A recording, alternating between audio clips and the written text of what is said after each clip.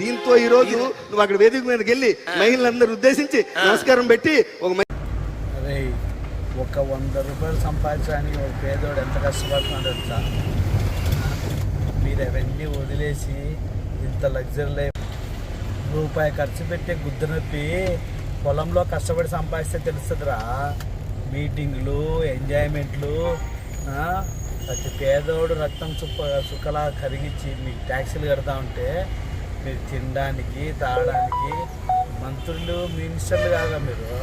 పగటి వేషగాళ్ళు అంటారు. అలా చేస్తున్నారు మీరు. ఒక కష్టపడే కూలి, ఒక రైతు పొద్దున్న నుంచి సాయంత్రం కష్టపడి చెమటొడిస్తే 500-600 రాదా? మీరు తాగే ఒక బాటిల్ ఖర్చు, పేదోళ్ళకి ఇవ్వడానికి డబ్బులు ఉండవు, కానీ మీటింగులు, ఫంక్షన్లు, బుర్రకథ, హరికథ నడపడానికి మాత్రం డబ్బులు ఉంటాయి కదా. ఏమి